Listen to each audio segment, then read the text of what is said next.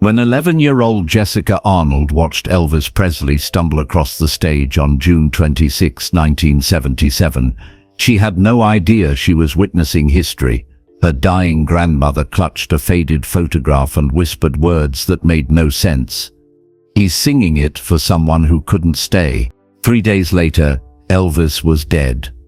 And so was Grandma May.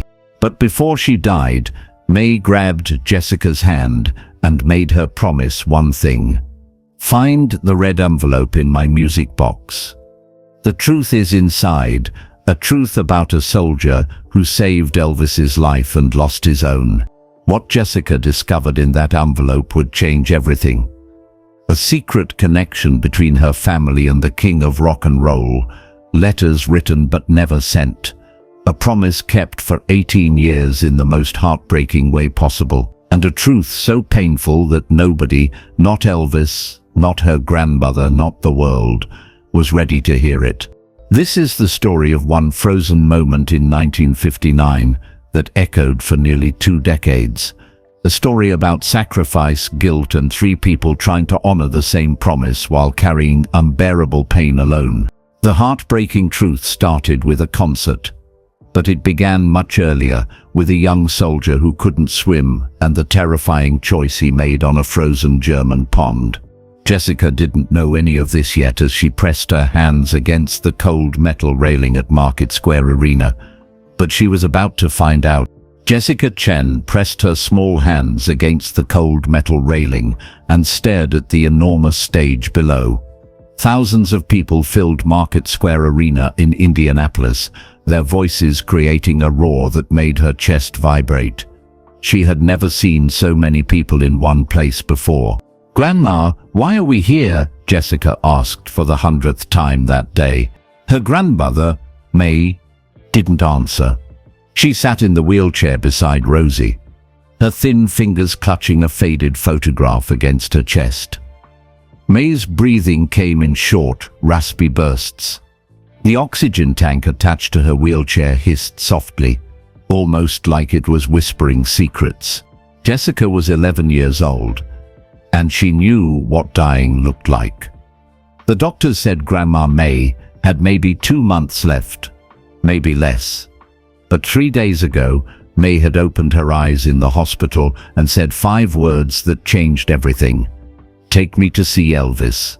So here they were, 300 miles from their tiny apartment in Cleveland, sitting in an arena on June 25, 1977, waiting for a man in a sparkly jumpsuit to sing songs about love. Jessica didn't understand. She liked music fine. Grandma May had taught her some piano, but this seemed crazy. They had spent their last bit of money on these tickets. Her parents had argued about it for hours. But May had been so determined, so desperate, that finally everyone gave in. "He's coming," someone shouted, and the arena exploded with screams. The lights dimmed. Jessica's heart began to pound, caught up in the excitement despite herself. Music blasted through the speakers, dramatic, powerful music that made everyone jump to their feet. Then he appeared. Elvis Presley walked onto the stage, and Jessica gasped. He wore a white jumpsuit covered in jewels that caught the spotlight and threw sparkles across the entire arena. He was bigger than she expected, his face puffy and pale under the bright light. But when he grabbed the microphone and began to sing, something magical happened. His voice filled every corner of the massive room, deep and rich and full of emotion. It wrapped around Jessica like a warm blanket. He sang C.C. Rider, and the crowd went wild, screaming and crying and reaching toward the stage. Jessica glanced at her grandmother. Tears streamed down May's wrinkled cheeks, catching the reflected light from the stage. "Grandma?" Jessica touched her hand. May squeezed back but didn't look away from Elvis. "Watch him, Rosie. Really watch him." So Jessica watched. At first, she only saw what everyone else saw, a famous singer performing for his fans. But as the concert continued, she began to notice other things. Elvis stumbled slightly during "I Got a Woman." He leaned against the piano, breathing hard. Between songs, he wiped sweat from his forehead with a scarf and tossed it into the crowd. Women screamed and fought over it, but his eyes looked sad. No, not sad exactly. Tired, like he was carrying something very heavy that nobody else could see. The concert continued. Elvis sang "Love Me Tender," and Grandma May made a small sound, half sob, half gasp. She held up the photograph she'd been clutching, staring at it through her tears. Jessica had seen that photograph before, tucked inside Grandma's music box at home. It showed a young woman, May, beautiful and smiling, standing beside a man in an army uniform. But the man wasn't Elvis. Jessica had asked about it once, and Grandma had quickly put it away, saying only someone very brave, someone who loved music. Now, as Elvis sang the tender words of the love song, May whispered something that made Jessica's skin prickle. "He's singing it for someone who couldn't stay." "What do you mean?" Jessica asked, but the music was too loud. Elvis finished the song and stood very still for a moment, his chest heaving. The spotlight made his jumpsuit glow like he was covered in stars. He looked out over the audience, and for just a second, Jessica could have sworn his eyes found her grandmother. Mia raised one shaking hand, just a small wave, and nodded once. Elvis's expression changed. His mouth trembled. He touched his chest right over his heart and nodded back. Then he turned away and started the next song. The concert lasted another hour. Elvis sang and joked with the crowd and accepted their love with tired smiles. When he performed "Can't Help Falling in Love" as his final song, Jessica felt something break open inside her chest, a feeling she didn't have words for yet, something about beauty and sadness mixed together. As the last note faded and Elvis left the stage, Grandma May slumped in her wheelchair. "Grandma," Jessica grabbed her shoulders. Mia's eyes fluttered open. She looked directly at Rosie, more focused than she'd been in weeks. "Find the red envelope in my music box," she whispered, her voice urgent and fierce. "Promise me, Rosie, before it's too late." "I promise, but the truth is in that envelope. A truth about tonight. About him." May's eyes drifted toward the now empty stage. About the man who saved his life and lost his own. People pushed past them, heading for the exits. Someone bumped Jessica's shoulder. The arena lights came up, harsh and bright, breaking the spell of the concert. "Grandma, what are you talking about?" But May had closed her eyes again, exhausted from the effort of speaking. The oxygen tank hissed. Her breathing sounded like rustling paper. Jessica looked back at the empty stage one more time. She thought about Elvis's sad eyes, her grandmother's tears, and the photograph of a soldier she'd never met. Something important had happened here tonight. Something that connected her grandmother to the king of rock and roll in a way Jessica couldn't yet understand. She wheeled me toward the exit, making her promise silently. "I'll find that red envelope, Grandma. I'll find out what this is all about." 3 days later, on August 16th, 1977, Jessica sat in her grandmother's hospital room when the news came on the television. The reporter's voice shook as he spoke. "Elvis Presley, the king of rock and roll, has been found dead at his home in Memphis. He was 42 years old. Grandma May died that same night, as if she'd been holding on just long enough to hear that Elvis had finally found his rest. And Jessica was left with a promise, a music box, and a red envelope that held a secret 18 years in the making, a secret about sacrifice, love, and the heartbreaking truth that nobody was ready to hear. Jessica sat on the floor of her grandmother's apartment, surrounded by boxes and silence. The funeral had been 2 days ago.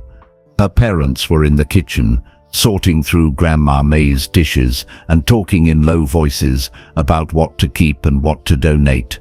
But Jessica wasn't thinking about dishes. The music box sat in front of her, a beautiful wooden piece with hand-carved magnolia flowers along its edges. Grandma May had kept it on her dresser for as long as Jessica could remember, always in the same spot, always locked. Now Jessica held the tiny key her mother had given her. "Grandma wanted you to have this," her mother had said, pressing it into Jessica's palm.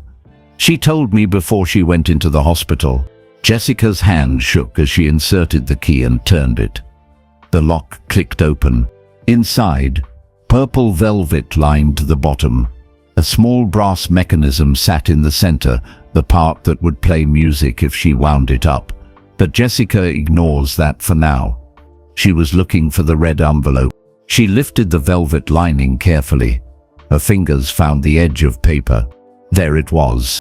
The red envelope was old, its edges worn soft. Jessica pulled it out and stared at it. Her name wasn't on it. Nothing was written on the outside at all. Taking a deep breath, she opened it. Inside, she found 4 things. A letter, written on thin paper that had turned slightly yellow with age. The handwriting was elegant and flowing, clearly done with a fountain pen. It began, "My dearest May," but had no signature at the bottom. A ticket stub from an Elvis Presley concert dated October 1958 in a place called Friedberg, Germany. A hospital bracelet, the kind they put on patients. It was dated February 1959 and had a name printed on it, Daniel Arnold. A black and white photograph that made Jessica's breath catch in her throat. The photo showed Grandma May young, maybe 20 years old, with long dark hair and a shy smile. She stood in what looked like a hospital room, and in her arms she held a tiny baby wrapped in a white blanket. Jessica turned the photo over. On the back, in Grandma's handwriting, "Rosie, 3 days old. The gift that came from sorrow." "I'm the baby," Jessica whispered to herself. "But why is this in the envelope about Elvis?" She set the photo aside carefully and picked up the letter. Her hands trembled as she began to read. "My dearest May, I don't know if you'll ever read this, or if I'll ever have the courage to send it. The words feel too big for paper, too heavy for ink. Your brother Daniel saved my life. You know that already. What you don't know is that he saved more than my life. He saved my soul. In those months in Germany, when I was drowning in grief over losing my mama, Daniel gave me something to hold on to. Music, friendship, hope. We made a promise to each other, him and me. He made me promise to stay real, to never let fame turn me into something hollow. I made him promise to follow his dream of teaching music to kids who couldn't afford it otherwise. Then the ice broke, and Daniel kept his promise in a way I never imagined. He gave everything so I could have more time. I've tried to honor him. I set up something, a fund with money that grows each year. It's for music education, just like Daniel wanted. But I've been too proud to tell you. I wanted to become worthy of his sacrifice first. I wanted to be the man he believed I could be before I reached out. What a fool I've been. 18 years of trying to earn something that was freely given. I saw you in Indianapolis. You looked at me with such peace in your eyes, like you were releasing me from something. I don't know if I deserve that release, but I'm grateful for it. There's so much I want to tell you about Daniel's last moments, about what he said, about why he jumped. But I can't put it in a letter. Some truths are too sacred for paper. If you're reading this, maybe I'm gone. Maybe that's for the best. But please know, I tried. I tried to make his sacrifice mean something. I tried to sing like he taught me to sing, with my whole heart, even when I was scared. Especially when I was scared. With love and eternal gratitude for the brother who saved me, a friend who never forgot. The letter ended there, unsigned. Jessica read it 3 times, the mind spinning. Elvis Presley had written to her grandmother. Elvis knew about Daniel, the man in the army uniform, from the photograph. Daniel was May's brother, which meant he was Jessica's great uncle, and he had saved Elvis's life. "Rosie? What are you doing in here?" Jessica jumped. Her mother stood in the doorway, wiping her hands on a dish towel. "Mama, I found the red envelope." Her mother's face went pale. She walked slowly into the room and sat down beside Jessica on the floor. For a long moment she just stared at the items spread out between them. "So she finally wanted you to know," her mother said softly. "Oh, what? Mama, who was Daniel? Why did he save Elvis Presley?" Her mother picked up the photograph of young May holding baby Rosie. A sad smile crossed her face. "That's a long story, sweetie. A story I was told never to tell. But Grandma wanted me to know. That's why she left me the envelope." "I know." Her mother set down the photo and looked at Jessica with eyes full of tears. "Maybe you're right. Maybe now, with both of them gone, Elvis and Mama, maybe you deserve to know the truth." "The truth about what?" Her mother took a deep breath. "The truth about your Uncle Daniel. About the man who died saving Elvis Presley's life. About the promise that haunted two people for 18 years. She paused, then added in a whisper, "And about why your grandmother went to that concert in Indianapolis even though she was dying." "Tell me," Jessica said. "Please, Mama. I promised Grandma I'd find out." Her mother nodded slowly. She reached over and wound the music box. The mechanism clicked and whirred, and then a familiar melody filled the small room. "Love Me Tender," Elvis's song. "It starts in 1958, her mother began, in a small town in Germany where two young soldiers became friends. One of them was famous. One of them was nobody special, just a kid from Cleveland who could play piano like an angel. Your grandmother's baby brother. Her best friend." Jessica leaned forward, hardly breathing. "His name was Daniel Arnold, and when he met Elvis Presley, neither of them knew that their friendship would end in ice water and sacrifice. Neither of them knew that Daniel would make a choice that would change everything." The music box played on, the sweet melody filling the apartment where May had lived and died. "Tell me everything," Jessica whispered, and her mother did. Jessica's mother, Lynn, stared at the music box as it played its gentle melody. When she finally spoke, her voice was soft, like she was telling a bedtime story. But this story wasn't meant to help anyone sleep. Daniel Arnold was only 22 years old when he was drafted into the army. Lynn began. "It was 1958, and your grandmother was heartbroken to see him go. Daniel was her baby brother, 10 years younger than her. She practically raised him after their parents died." "How did they die?" Jessica asked. "Car accident, when Daniel was just 7. After that it was just May and Daniel against the world. She worked 3 jobs to keep them together, to make sure Daniel could stay in school. And Daniel, he was special, Rosie. He had a gift." Lean reached over and touched the music box gently. "He could play piano like nobody else. Not just the notes, but the feeling behind them. When Daniel played, you didn't just hear music, you felt it in your bones. He dreamed of becoming a music teacher someday, of helping poor kids learn to play, kids like him who couldn't afford fancy lessons. But he got drafted," Jessica said. "Yes, in those days, young men had to serve. Daniel was sent to Germany, to a place called Friedberg. He was terrified. He'd never been away from Cleveland, never been on an airplane, never been anywhere without May." The music box wound down, the melody slowing and deepening before it finally stopped. In the silence that followed, Lynn continued.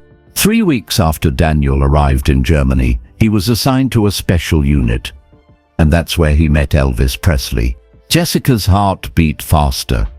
Elvis was a soldier. For 2 years, yes. From 1958 to 1960, Elvis was already famous, the biggest star in the world, but in the army he was just another private. Well, mostly, some soldiers treated him like a celebrity. They wanted autographs, wanted to be his friend so they could tell people about it later, but not Daniel. Lynn smiled. No, not Daniel. The first time he met Elvis, Daniel had no idea who he was. Can you imagine? Elvis Presley walks into the rec room and Daniel just nods and goes back to playing the piano. Someone told Daniel later, "That's Elvis Presley, you idiot." And you know what Daniel said? "What?" He said, "Okay, but can he sing?" Jessica giggled despite herself. "That's what made them friends," Lynn said. Daniel didn't care about Elvis's fame. He cared about music. So one night, Elvis came to the rec room when Daniel was practicing. He stood there listening for a long time. Finally, he asked if Daniel knew any old gospel songs. Daniel started playing one, and Elvis began to sing. Lynn's eyes got distant, like she could see it happening. "Your grandmother told me that Daniel wrote to her about that night. He said it was the first time since being drafted that he didn't feel scared. He said Elvis's voice made the whole room feel like home. After that, they were inseparable. Every free moment, they'd find each other. Daniel would play, Elvis would sing. Just the two of them, making music in an army base thousands of miles from home. They were best friends," Jessica said. "Yes, and they needed each other. See, Elvis had just lost his mother, a woman named Gladys. Right before he came to Germany, he was drowning in grief, and Daniel had lost his parents years before, so he understood that kind of pain. They talked about everything, their fears, their dreams, what they'd do when they got home." "What did Elvis fear?" Jessica asked. She couldn't imagine Elvis Presley being afraid of anything. "He was terrified that America would forget him," Lynn said. 2 years is a long time to be away when you're at the top. He worried that when he came back, nobody would care anymore, that they only loved the image of him, not the real person. Daniel told him that was nonsense. He said, "If they only loved the image, then good riddance. Make them love the real you instead." Jessica thought about that. She thought about Elvis on that stage in Indianapolis, sweating and tired, but still singing, still trying. "What happened?" she asked quietly. "How did Daniel die?" Lynn's expression changed. The small smile disappeared. "It was February 1959, a training exercise in the middle of winter. The coldest winter Germany had seen in 20 years. There was a pond near the base, completely frozen over. The soldiers were supposed to practice winter maneuvers, learning how to move and fight in snow and ice." She paused, and Jessica could tell this part was hard for her to say. Elvis was showing off a little bit. He'd been feeling better those last few months, laughing more, being more like his old self. Daniel had helped him heal from his grief. So Elvis was dancing on the ice, being silly, making the other guys laugh. Someone nobody knows who dared him to slide across the pond like he was on stage. "And the ice broke," Jessica whispered. "The ice broke. Elvis went through into the freezing water. It was so cold that if you fell in, you had maybe 3 or 4 minutes before your body shut down. Everyone panicked. Some soldiers ran for help. Some just stood there frozen, too shocked to move. But Daniel didn't freeze." "No," Lynn said, and tears filled her eyes. Daniel ran toward the broken ice without hesitation. He dove into that freezing water and pushed Elvis toward the edge. Other soldiers pulled Elvis out. Daniel tried to grab the ice, tried to pull himself up, but his hands were too numb. He couldn't hold on. Jessica felt hot tears on her own cheeks. By the time they got Daniel out, he'd been under the water too long. They tried everything, warming him up, breathing for him, praying over him. For a few minutes, it seemed like maybe he'd make it. He opened his eyes. He looked at Elvis. "What did he say?" Lynn wiped her eyes. "That's the thing, honey. For 18 years, Everyone thought they knew what Daniel said. The official story was that he told Elvis, "Don't waste it." Just those 3 words. Don't waste it. But that's not what he really said. No, Lynn said slowly. There was more. Much more. But the man who heard it, a soldier named Joe, promised Elvis he'd never tell anyone while Elvis was alive. It was too painful, too private. And now they're both dead, Jessica said. Elvis and Daniel. And your grandmother, Lynn added. So maybe now the truth can finally come out. She picked up the letter from the red envelope and read a line aloud. There's so much I want to tell you about Daniel's last moments. About what he said. About why he jumped. Mama, do you know why he jumped? Lynn looked at her daughter with an expression Jessica had never seen before. Something between pride and heartbreak. Yes, I know. Your grandmother told me years ago, but made me swear never to tell anyone. But now, she took a deep breath. Daniel couldn't swim, Rosie. He was terrified of water. When he was a little boy, he nearly drowned in a public pool. After that, he never went near water again. He couldn't even take baths, only showers. The fear was that deep. Jessica's mouth fell open. But he jumped in anyway. He jumped in anyway. Daniel chose to face his worst fear to save someone else. And it wasn't because Elvis was famous. Daniel didn't care about fame. He jumped because Elvis was his friend. Because in those few months, they'd become like brothers. And because Daniel believed that Elvis had something special to give the world, not just music but heart. The apartment was silent except for the sound of Jessica's father moving boxes in another room. After Daniel died, everything changed.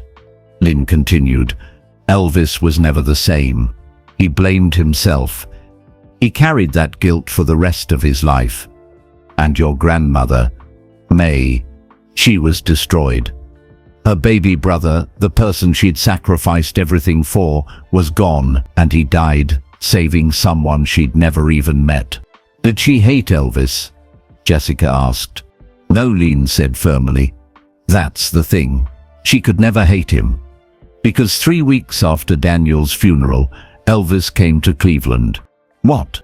Elvis Presley showed up at your grandmother's apartment. He'd gone AWOL from the army, just left without permission, which could have gotten him in huge trouble. But he didn't care. He had to see Daniel's sister. He had to tell her what her brother meant to him. Lynn stood up and walked to the window, looking out at the street below.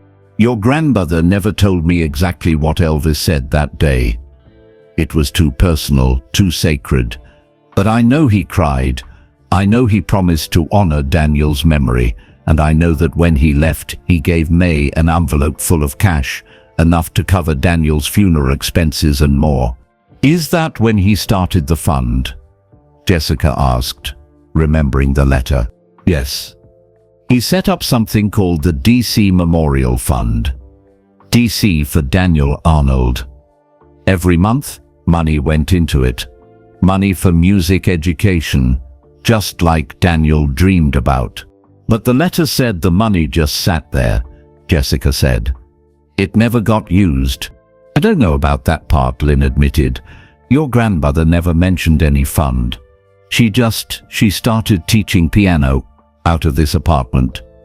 Free lessons for any kid who wanted to learn. She used every penny from Daniel's army death benefits to buy sheet music and keep an old piano in tune. For 18 years, she taught hundreds of children. She was keeping Daniel's promise too, Jessica said slowly, just like Elvis was trying to. Yes, 2 people keeping the same promise, but too sad and too proud to do it together. Jessica looked down at the items from the red envelope. The concert ticket from Germany, the hospital bracelet, the letter, the photograph of baby Jessica in young May's arms. Mama, why did Grandma go to that concert? She was so sick. Why was it so important? Lynn came back and sat down beside Rosie. She took her daughter's hand.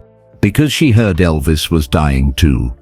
It was in all the newspapers, how sick he looked, how he could barely perform anymore. And your grandmother realized something.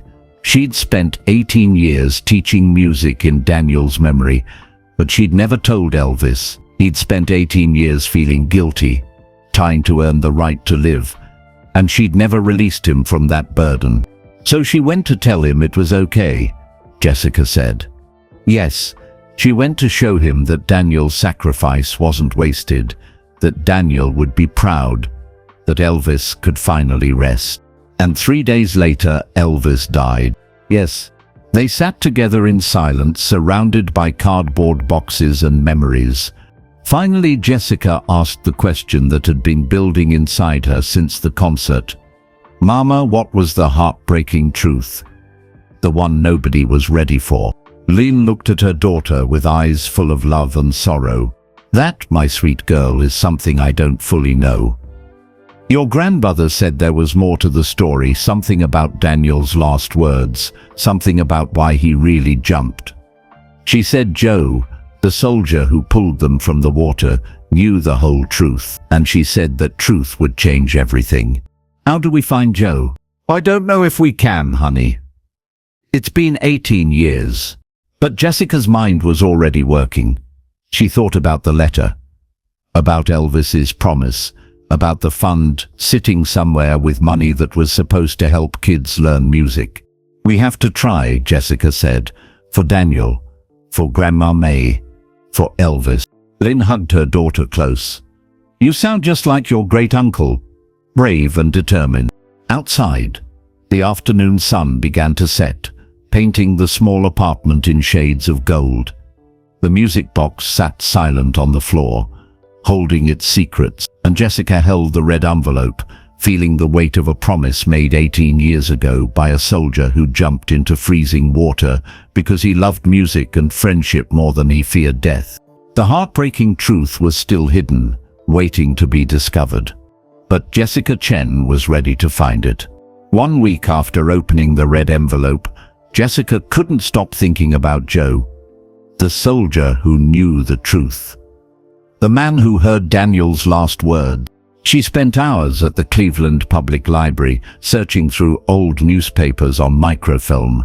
Her eyes hurt from staring at the grainy images, spinning through reels of news from February 1959. Finally, she found it. Soldier dies saving Elvis Presley. The article was short, just a few paragraphs. It mentioned Daniel Arnold's name, his age, and that he died during a training accident. It said Elvis was shaken but unharmed. At the bottom, it listed other soldiers present at the scene, including Private Joseph Esposito. Joe Esposito, Jessica whispered, writing the name in her notebook. The librarian helped her search for more information. They found other articles mentioning Joe. He'd stayed with Elvis after the army, becoming his road manager and close friend. He was with Elvis right up until the end. If he was Elvis's friend for that long, the librarian said, he might still be in Memphis. Try calling information there. But when Jessica got home, she found something even better. Her father was reading the newspaper at the kitchen table. Here, Rosie, there's an article here about Elvis. Some of his friends are doing interviews about his last days. Jessica grabbed the paper. There, in black and white, was a photograph of Joe Esposito. The article said he'd be in Cleveland next week for a radio show, talking about Elvis's final concert tour. That's him, Jessica breathed. That's the man who knows. Her mother looked worried. Rosie, honey, maybe we should just let this go. Your grandmother is at peace now. Elvis is at peace. Maybe the truth should stay buried. But Grandma left me the envelope, Jessica said. She wanted me to know, and the letter said there was money. Money that was supposed to help kids learn music. What if it's still just sitting there? What if we could use it the way Daniel wanted? Her parents exchanged glances. She's right, her father said quietly. If there's a fund, and it's not being used, that's not right. Daniel died for something. His dream should live. The next morning, Jessica made a decision. She went back to Grandma May's apartment, which her parents hadn't finished cleaning out yet. She knew there had to be more. May had kept everything. Every letter, every memory. In the back of May's closet, behind old coats and shoes, Jessica found it, a shoebox tied with string, hidden under a pile of blankets. Her hand shook as she untied the string and lifted the lid. Letters, dozens of them, all addressed to May Arnold, all from Elvis Presley. Jessica sat on the floor and began to read. The first letter was dated March 1959, just weeks after Daniel died. Dear Miss Arnold, I don't have words big enough for what your brother did. He saved my life, and I will spend every day I have left trying to be worthy of that sacrifice. I've set up something in Daniel's name. It's not enough. Nothing could ever be enough, but it's a start. Your brother told me to stay real. I promise I'll try. With deepest respect, Elvis Presley. The letters continued through the years. Jessica read them in order, watching Elvis's handwriting change, his tone shift from formal to desperate to broken. A letter from Dear May, I made another movie today. It's terrible, just like the last 10. I'm a joke now, making beach movies and singing songs I hate. Daniel would be so disappointed. I promised him I'd stay real, but I don't even know who the real me is anymore. I'm so tired. A letter from Dear May, I did something today. A television special, just me and the music. No scripts, no fake plots. For the first time in years, I felt like myself. I felt like the person Daniel knew in Germany. I sang from my heart, and people responded. Maybe it's not too late. Maybe I can still keep my promise. A letter from Dear May, I'm sick. Not just in my body, in my soul. I take pills to wake up and pills to sleep. I perform in Las Vegas, the same show every night, wearing costumes that get tighter because I keep gaining weight. I look in the mirror and don't recognize myself. How did I let this happen? Daniel died so I could live, and this is what I did with his gift. I'm so ashamed. Jessica's tears fell onto the paper. She could feel Elvis's pain in every word. The letters from the mid-1970s were shorter, shakier, harder to read. May, I'm trying. I swear I'm trying. The concerts are torture, but I keep performing because what else can I do? The fund I set up, it has so much money now, but I haven't distributed any of it. I wanted to wait until I became someone Daniel would be proud of. But what if that never happens? Then came the last letter, dated June 1977. The handwriting was barely legible. Dear May, I heard you've been sick. I heard you might not have much time left. That breaks my heart more than you know.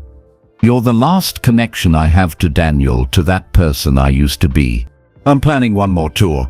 My doctor says I shouldn't, but I have to. If I can make it true, if I can perform with real heart, not just going through the motions, maybe I'll finally prove that Daniel's sacrifice meant something. Please come to Indianapolis if you can. Let me show you I tried. Even if I failed, at least let me show you I never stopped trying. I'm so tired, May. So very tired. But I'll keep singing until my last breath because that's what I promised Daniel. That's what I owe him. Your friend, Elvis. Jessica sat surrounded by letters, her heart aching. Elvis had been writing to her grandmother for 18 years, pouring out his pain and guilt, and May had kept every single letter. But did May ever write back? Jessica dug deeper into the shoebox. At the very bottom she found a single envelope, sealed but never sent. It was addressed to Elvis Presley, Graceland, Memphis, Tennessee. The postmark date stamp was ready but unused. The letter had been written but never mailed. Jessica carefully opened it. The letter inside was in May's shaky handwriting, dated June 27, 1977, the day after the Indianapolis concert. Dear Elvis, I saw you last night and I finally understand. For 18 years I've been angry with you, not because you lived and Daniel died, but because you've been punishing yourself. You've been trying to earn something that was freely given. Daniel didn't jump into that water because he thought you were perfect. He jumped because he saw something in you worth saving. Not fame, not talent, but kindness. Heart, the ability to make people feel less alone through music. You kept the promise, Elvis. Every time you sang, even when you were tired and sick and wanted to quit, you kept it. Daniel would be so proud of you, but there's something I never told you. Something I should have said 18 years ago, but I was too angry and too sad to speak. Daniel couldn't swim. He was terrified of water since he nearly drowned as a child. When he jumped in to save you, he knew he was choosing death. He knew, and he jumped anyway. But here's the part that matters. Daniel had a heart condition. We didn't know it then, but I found out later from the army doctors. He had an irregular heartbeat, something he was born with. They said he would have died young anyway, maybe in his 30s, maybe his 40s. His heart was a time bomb. So when Daniel jumped into that freezing water, he wasn't just saving you. He was choosing how his story would end. He was choosing to make his short life mean something big. He was choosing love over fear, purpose over time. Don't you see? You didn't take years from him. He gave you his years. There's a difference.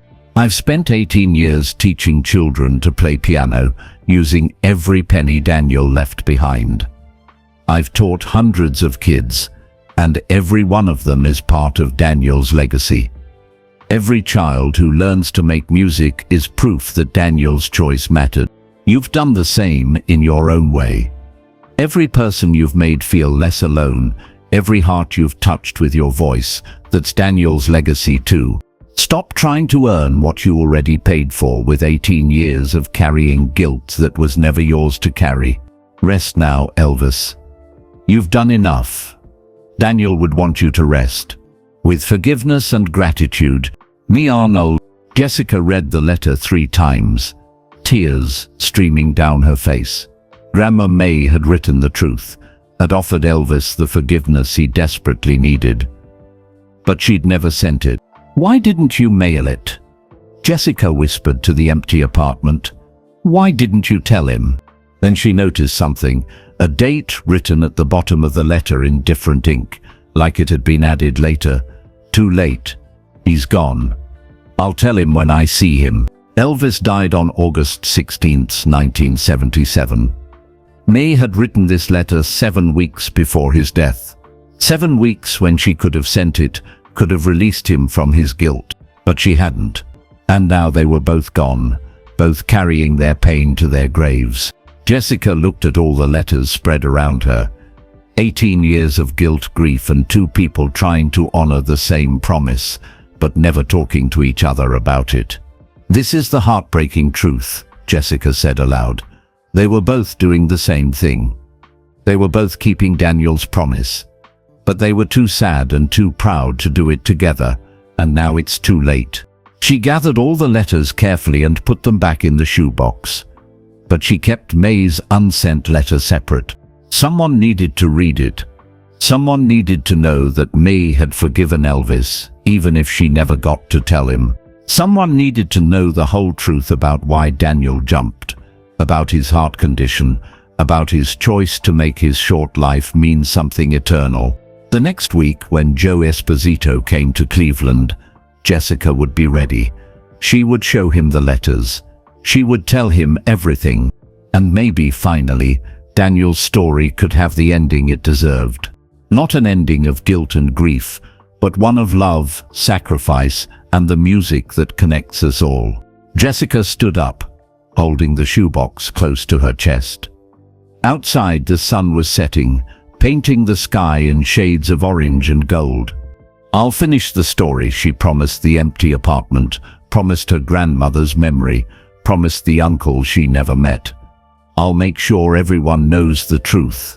But first she had to find Joe Esposito and convince him to break an 18-year-old promise of silence. The radio station was downtown, in a tall building with glass doors and a security guard who looked at Jessica like she was lost. "I need to see Joe Esposito," Jessica said, clutching the shoebox under her arm. "It's about Elvis Presley and a soldier named Daniel Arnold." The security guard raised an eyebrow. "You and about 50 other people, kid. Mr. Esposito doesn't have time for fans today. He's got a radio interview in 10 minutes. "I'm not a fan," Jessica said. Her voice came out stronger than she felt. "I have letters, important letters about someone who saved Elvis's life." "Sure you do. Look, kid, why don't you?" "Her name was Marnold," Jessica interrupted. "She was my grandmother. She died the same day Elvis died. And she has information that Mr. Esposito needs to see." Something in her voice must have gotten through because the guard paused. "Wait here," he said, and picked up a phone. Jessica waited, her heart pounding so hard she could hear it in her ears. What if Joe refused to see her? What if he thought she was just some kid making up stories? What if he'd forgotten all about Daniel Arnold? 5 minutes passed. 10. Jessica was about to give up when the elevator dinged and a man stepped out. He was shorter than she expected, with dark hair going grey at the temples. He wore a nice suit and moved with the confidence of someone used to being around important people, but his eyes looked tired and sad. "You're the girl asking about Daniel Arnold," he said. Jessica nodded, not trusting her voice. Joe Esposito studied her for a long moment. Then he said quietly, "Come with me, but we can't talk here." He led her outside to a small park across the street. They sat on a bench under a tree. Office workers hurried past on their lunch breaks, but Joe seemed not to notice them. "How did you know Daniel?" he asked. "He was my great-uncle," Jessica said. "My grandmother's brother. She just died. She left me letters from Elvis, and a letter she wrote but never sent." She opened a shoebox and carefully pulled out May's unsent letter. She wanted Elvis to know the truth before he died, but she was too late. Joe took the letter with shaking hands. As he read it, tears began rolling down his cheeks. He didn't try to wipe them away. When he finished, he sat in silence for a long time. "She forgave him," Joe finally whispered. "All these years, Elvis tortured himself, thinking he'd stolen Daniel's life, and she forgave him." "Did you know," Jessica asked, "about Daniel's heart condition?" "No. The army doctors never told us. They just said he drowned." Joe pressed his hands to his face. If Elvis had known, if he'd known Daniel was going to die young anyway, would it have changed anything? Jessica asked. Joe looked at her with surprise, like he'd forgotten she was just 11 years old. "Maybe," he said slowly, "or maybe it would have made the guilt worse. Elvis would have thought, Daniel only had a few more years, and I took even those from him." He shook his head. "Your grandmother was smart not to tell him. Elvis would have twisted it into more pain." "Mr. Esposito," Jessica said carefully.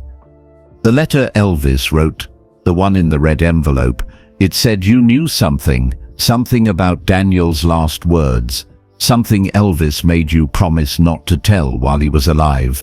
Joe's face went pale. "He told you about that?"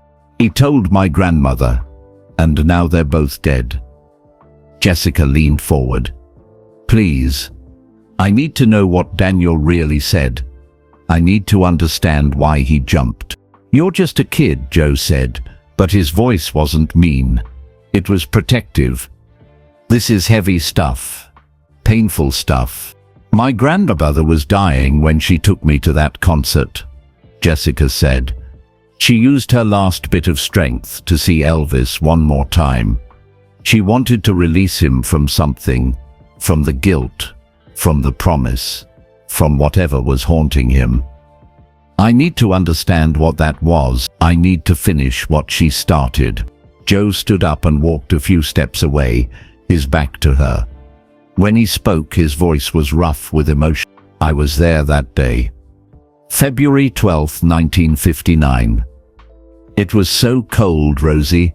The kind of cold that hurts your bones. We were doing winter training exercises near this frozen pond. He turned back to face her. Elvis was in a good mood that day. He'd been so depressed after his mother died, but Daniel had been helping him heal. They'd become real friends. Not the fake kind where people just want something from you, but real brothers. So Elvis was being silly, showing off, dancing on the ice. Someone dared him to slide across like he was performing. And the ice broke, Jessica said. The ice broke. The sound. I'll never forget it. Like a gunshot. Elvis went straight through into the black water. He was wearing his army coat and it soaked up water instantly, dragging him down. Joe sat back down on the bench, staring at his hands. Everyone panicked. Some guys ran for help. Some just stood there screaming. But Daniel didn't hesitate for even a second. He ran toward that hole in the ice and dove in head first. Even though he couldn't swim, Jessica whispered. I didn't know that then. None of us did. We just saw him go under, and then a few seconds later, he pushed Elvis up toward the edge. Me and another soldier grabbed Elvis's arms and hauled him out. He was blue, shaking, barely conscious. Joe's voice cracked. We couldn't reach Daniel. He kept slipping back under. Finally, we got a rope around him and pulled him out, but he'd been in the freezing water too long. We wrapped him in blankets, tried to warm him up. The medics came running. But he was still alive? Jessica asked. For a few minutes, maybe 5. His lips were blue, his whole body shaking so violently. Elvis was right there holding Daniel's hand, crying and saying, I'm sorry, over and over. Joe wiped his eyes. That's when Daniel opened his eyes. He looked right at Elvis and he smiled. Actually smiled. And he said, Don't make my life about my death. Jessica felt tears on her own cheeks. He said, Don't carry me like a weight. Carry me like a song. Light, beautiful, something that makes people feel joy. Promise me you'll sing like you mean it, even when you're scared. Especially when you're scared. That's when the music matters most. The words hung in the air between them. Beautiful and terrible. Is that what Elvis couldn't tell anyone? Jessica asked. No, Joe said quietly. That's the part everyone knows, or at least the version Elvis told people. Don't waste it, he'd say. Daniel told me not to waste my life, but there was more. He looked directly at Rosie. Daniel looked at me next. His voice was so weak I had to lean down close to hear him. He said, Tell my sister I chose love over fear. Tell her I'm not afraid anymore. And tell Elvis. Joe's voice broke completely. He took a moment to compose himself. Tell Elvis when I'm gone. Tell him the truth. Tell him I didn't fall. Tell him I jumped, because that's what you do when you love someone. You jump. No matter how scared you are. No matter what it costs. Because the only thing scarier than dying is watching someone give up on living. Jessica couldn't breathe. The weight of those words pressed down on her chest. Then Daniel looked back at Elvis one more time. Joe continued. He squeezed Elvis's hand and whispered something I barely heard. He said, I was already dying. Now I get to choose how. Now my life means something. And then he closed his eyes. He knew, Jessica breathed, about his heart. He knew he didn't have much time. I don't think he knew the medical details, Joe said. But I think he felt it. I think somewhere deep down, he knew his time was short. And when he saw Elvis go through that ice, he made a choice. He chose to make his death matter. They sat in silence. Around them, Cleveland continued its normal day. Cars honking, people laughing, birds singing in the trees. But in this small space on a park bench, everything felt heavy and sacred. "Why didn't you tell Elvis?" Jessica finally asked. "Why did he make you keep it secret?" Joe smiled sadly. "Because Elvis knew himself too well. He knew that if I told him Daniel chose to die, that Daniel was dying anyway, he'd torture himself even more. He'd think, Daniel had so little time left and I took even that. So Elvis made me promise, don't tell anyone while I'm alive. Let them think Daniel was a hero who made a split-second choice. Don't let them know it was a calculated sacrifice." "But that makes it even more beautiful," Jessica said. "Daniel didn't just react. He chose. He looked at his own short life and decided to trade it for someone who could do more with more time." "I know," Joe said. "Your grandmother understood that. That's why she wrote that letter trying to tell Elvis. She wanted him to know that Daniel's choice was a gift, not a debt." Jessica thought about Grandma May sitting in that arena, watching Elvis perform his last concert. She thought about Elvis stumbling on stage, barely able to stand, but still singing, still trying. "Mr. Esposito," she said slowly, "Elvis never got to read Grandma's letter. He never knew she forgave him. He died still feeling guilty." "I know," Joe said, his voice heavy with sorrow.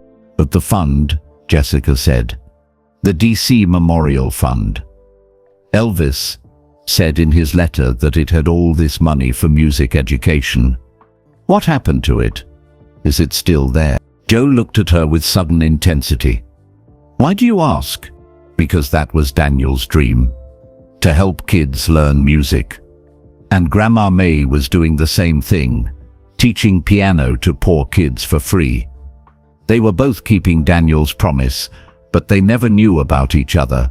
The money is just sitting somewhere, not helping anyone, while Daniel's dream goes unfulfilled." Joe stood up suddenly. "You're right, you're absolutely right." He started pacing.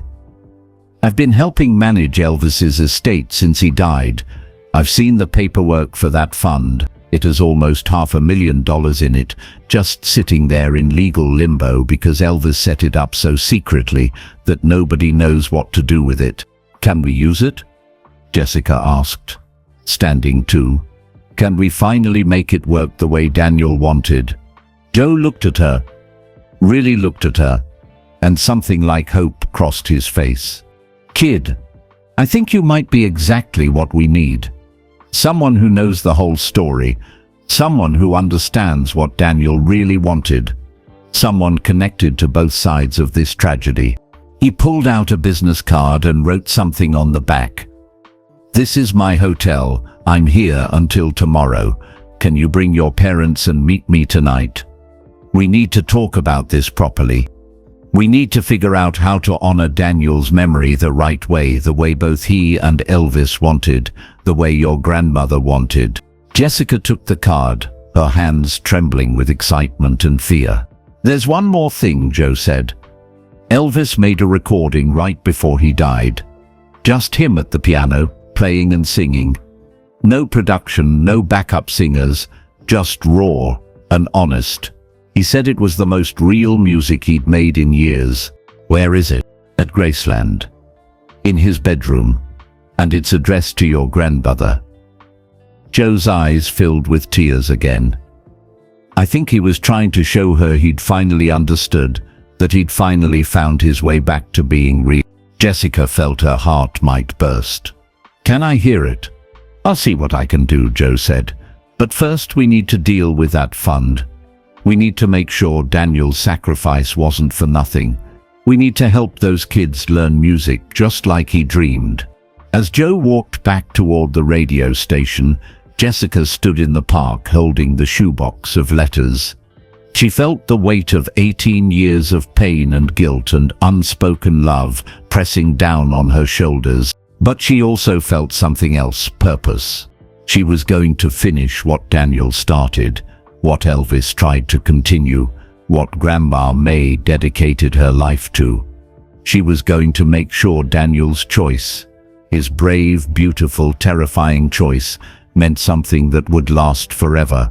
The heartbreaking truth was that Elvis and May had both been keeping the same promise, but were too hurt to do it together. But maybe it wasn't too late. Maybe Jessica'd bring them together in death in a way they never managed in life. Maybe that was why Grandma had left her the red envelope. Not to discover an ending, but to create a new beginning.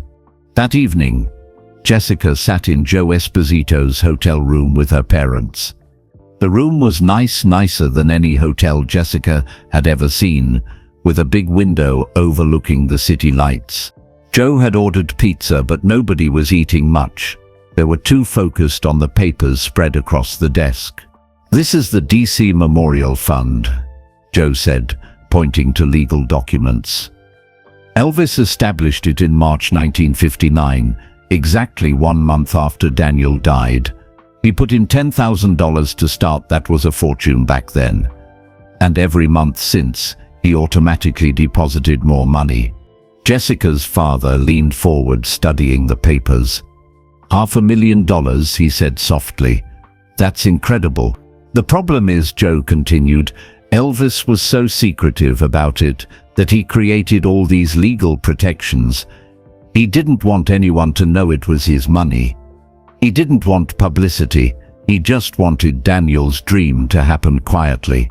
"But it never happened at all," Jessica's mother said. "No, the legal protections became legal tangles. The money sat in banks, growing with interest, but never distributed. Elvis kept thinking he needed to become worthy first, to prove he deserved to live before he could honor Daniel's death. He planned to activate the fund when the time was right, but that time never came." Joe picked up another document. After Elvis died, his estate went into chaos. Multiple lawsuits, debts, complicated finances. The DC Memorial Fund got buried in paperwork. Most people handling the estate didn't even know what DC stood for. They thought it might be some business deal or tax shelter. "That's so sad," Jessica said. "All that money meant to help kids, just sitting there doing nothing." Joe nodded. "But here's where you come in. Your grandmother was doing exactly what the fund was supposed to do. She was teaching music to underprivileged children for free, for 18 years. He pulled out a notebook and opened it to a page filled with his handwriting. "I made some calls today. I talked to the estate lawyers, to Elvis's ex-wife Priscilla, to the accountants. If we can show that Mia Arnold was fulfilling the fund's purpose, that she was doing what Daniel wanted, we might be able to finally release the money. We could create a real foundation in both their names. The Daniel Arnold Elvis Presley Foundation." Jessica's father said slowly, "Exactly. It would honor both of them, the soldier who sacrificed everything and the singer who spent 18 years trying to make that sacrifice mean something." Jessica's mother had tears in her eyes. "Mama would have loved that. She always said the two most important things in life were music and helping children. This combines both." "But we need proof," Joe said. "We need to show the courts that May was actually running a music education program. Do you have records, lists of students? Anything documenting what she did?" Jessica's parents looked at each other. "The apartment," her mother said. "Mama kept everything. She had a filing cabinet full of papers, attendance records, progress notes for each student, receipts for sheet music and piano repairs. She treated her teaching like a real school, even though she never charged a penny." "Perfect," Joe said. "That's exactly what we need. And Rosie," he turned to look at her, "I need your permission for something. Those letters Elvis wrote to your grandmother, they prove the connection between them. They show Elvis's intention for the fund. Would you let us use them as evidence?" Jessica thought about the letters, about Elvis's pain poured onto paper for 18 years. "Will people see them?" she asked quietly. "Some people will have to judges, lawyers, but we can keep them sealed from the public. They're private. They're sacred. But they're also proof of what Elvis wanted." Jessica looked at her parents. Her father nodded. Her mother squeezed her hand. "Okay," Jessica said. "If it helps Daniel's dream come true, then yes. Use the letters." Joe smiled, the first real smile Jessica had seen from him. "Thank you. You're a brave kid, you know that." "I'm just trying to finish what they started," Jessica said. Over the next hour, they made plans. Joe would work with the estate lawyers to begin the legal process. Jessica's parents would gather all of May's documentation. They would find her former students and ask them to write statements about how May's teaching had changed their lives. "This won't be quick," Joe warned.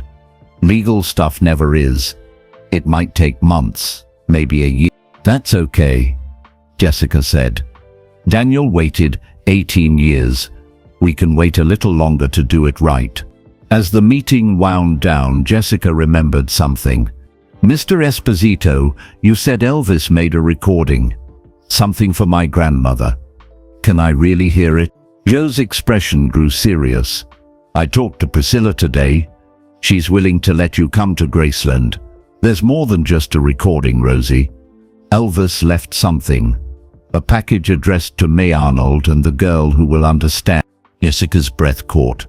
"Me? He meant me?" "We don't know. But you're May's granddaughter, and you've figured out more of this story than anyone else. If anyone can understand what Elvis wanted to say, it's probably you." "When can we go?" Jessica asked. "How about next week? I need to be in Memphis anyway to meet with the estate lawyers. You and your parents could come with me. We'll go to Graceland together." Jessica's parents looked uncertain.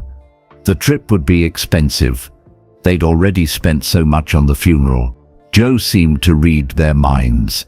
"The estate will cover your travel costs. This is official business gathering evidence for the fund. And besides, I think Elvis would want you there. I think he'd want May's family to know the whole story." That night, back in their small house, Jessica lay in bed, unable to sleep. Her mind spun with everything that had happened. Just 2 weeks ago, she'd been an ordinary 11-year-old girl. Now she was part of a story that stretched back 18 years, connecting a Chinese-American soldier, the king of rock and roll, and her grandmother. She thought about Daniel jumping into freezing water, knowing he couldn't swim, choosing love over fear. She thought about Elvis spending 18 years carrying guilt, trying to earn the right to live, never quite believing he was worthy of being saved. She thought about Grandma May teaching hundreds of children to play piano, living in poverty, keeping Daniel's dream alive one student at a time. 3 people, 3 lives, all tangled together by one moment on a frozen pond in Germany. And now it was Jessica's job to untangle them, not to pull them apart, but to weave them into something beautiful, something that would last. The next morning, Jessica went back to May's apartment one more time. She sat at the old piano where her grandmother had taught so many lessons. The keys were worn smooth from thousands of hours of practice. Jessica placed her hands on the keys and played "Love Me Tender," the song that connected everything. The song Daniel and Elvis played together in Germany. The song that played from May's music box. The song Elvis performed at his last concert. As she played, Jessica understood something she hadn't before.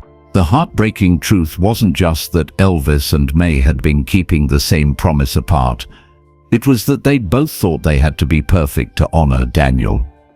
They both thought they had to earn the right to continue his dream. But Daniel's message, his real message, was simpler than that. Just jump. Even when you're scared, even when you don't think you're strong enough, just choose love and jump. Daniel didn't jump because Elvis was worthy. He jumped because love doesn't wait for worthiness. Elvis didn't need to become perfect before activating the fund. He just needed to do it. Maya didn't need to suffer in poverty to prove her dedication. She just needed to teach. All 3 of them had been making it too complicated, too painful, too impossible. Jessica stopped playing. Her hands rested on the keys. "I understand now, Grandma," she whispered to the empty apartment. "I understand what you wanted me to know. It's not about being worthy of love. It's about being brave enough to accept it." She stood up and looked around the small apartment one last time. This room had been filled with music for 18 years. Children had learned here, grown here, discovered their own voices here, and now that legacy would continue, not in this apartment, but in a real foundation with real funding. Daniel's dream would finally come true, not because anyone earned it, but because 3 people loved enough to try. Jessica locked the door behind her and walked down the stairs. Outside, the afternoon sun was bright and warm. Summer was coming. In 1 week, she would go to Graceland. She would hear Elvis's final recording. She would open the package he left behind, and she would discover the last piece of the truth, the final secret that Elvis wanted May to know, the message he'd run out of time to deliver. But whatever that secret was, Jessica felt ready for it now. She understood that this story wasn't really about death and guilt and wasted chances. It was about love, imperfect, messy, human love, that keeps trying even when it fails, that keeps singing even when its voice breaks, that keeps jumping even when it's terrified of the water. That was Daniel's real promise. That was what Elvis spent 18 years trying to understand. That was what May knew all along but couldn't quite put into words. Love doesn't have to be perfect. It just has to be brave. And Jessica Chen, 11 years old and carrying a shoebox full of letters, was ready to be brave too. The airplane was the first one Jessica had ever been on. She pressed her face against the small window, watching Cleveland disappear beneath white clouds.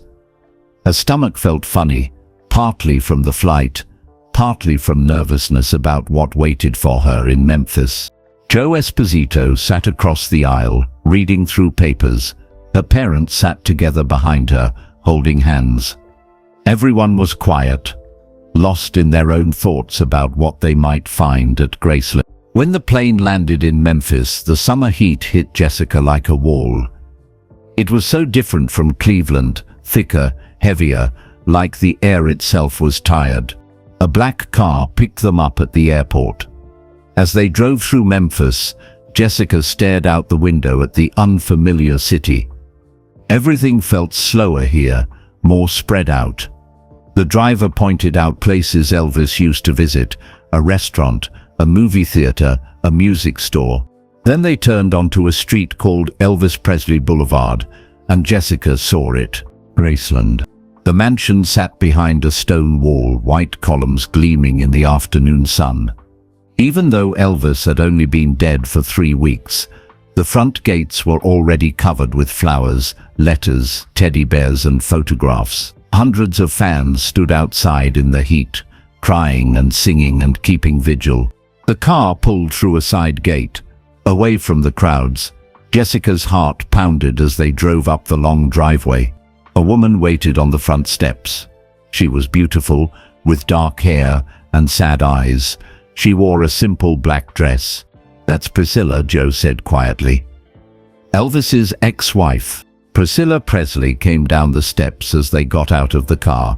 She shook hands with Jessica's parents first, speaking in a soft southern accent that Jessica had to concentrate to understand.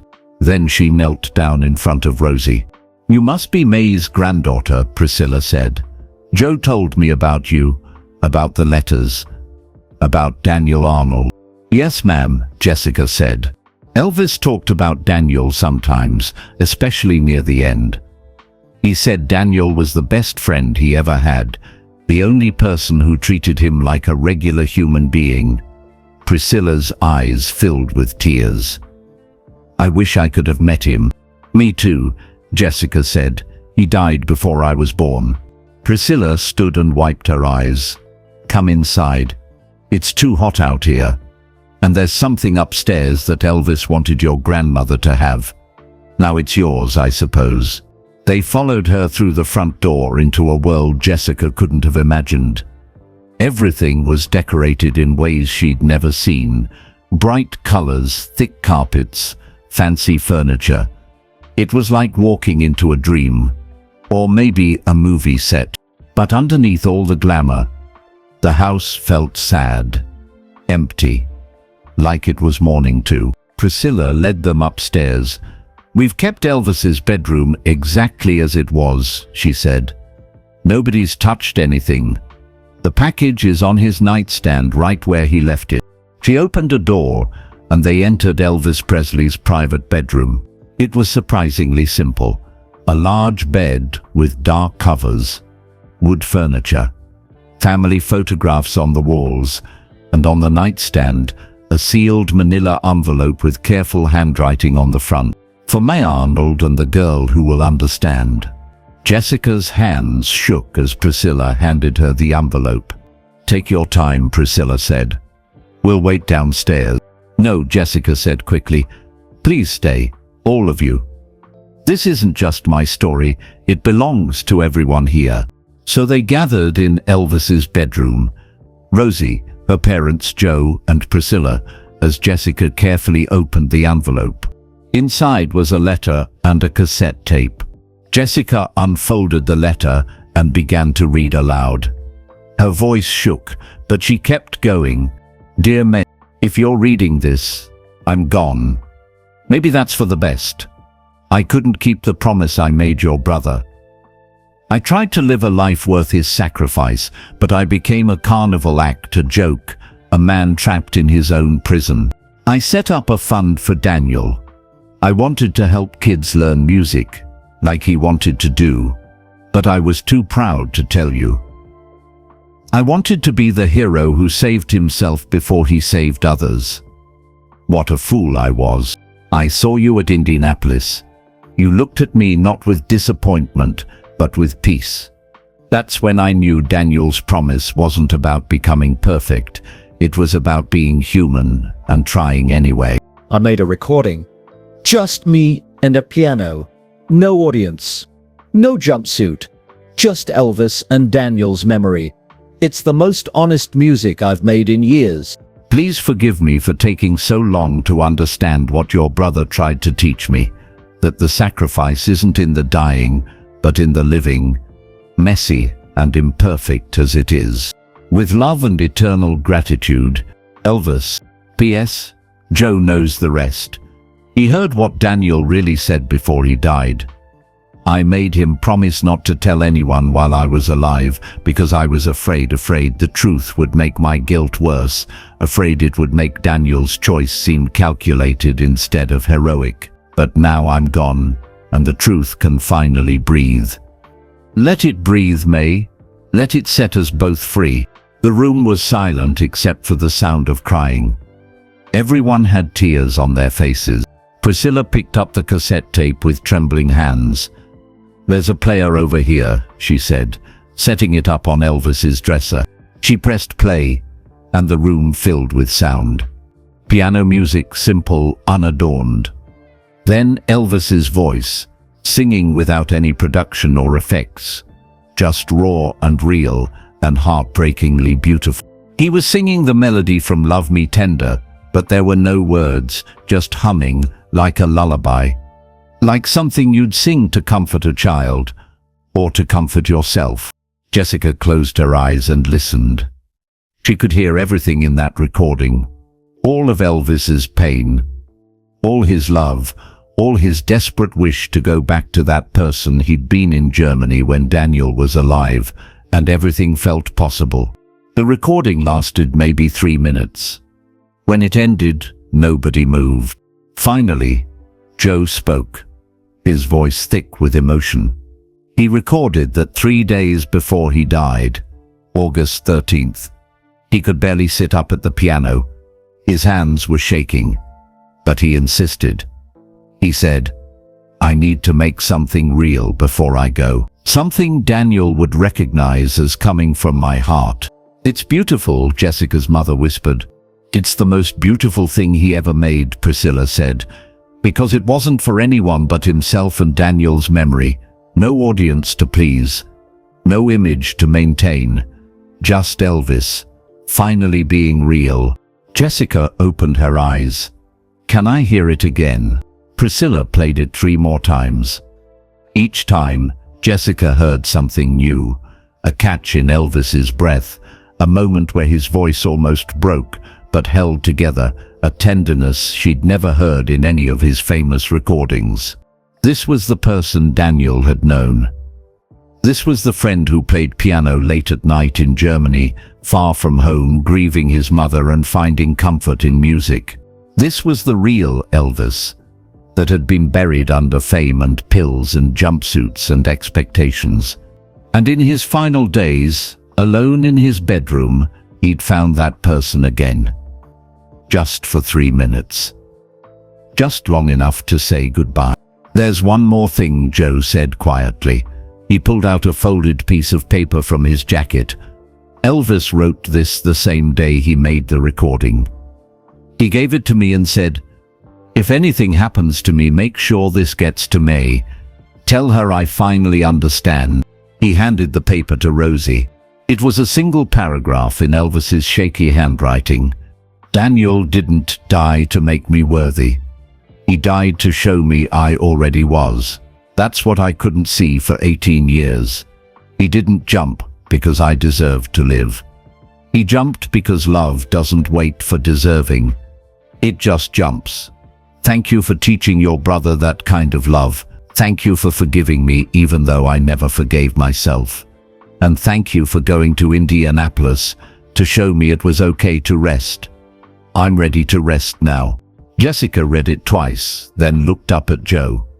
Did my grandmother know about this? Did she know he'd written this before he died?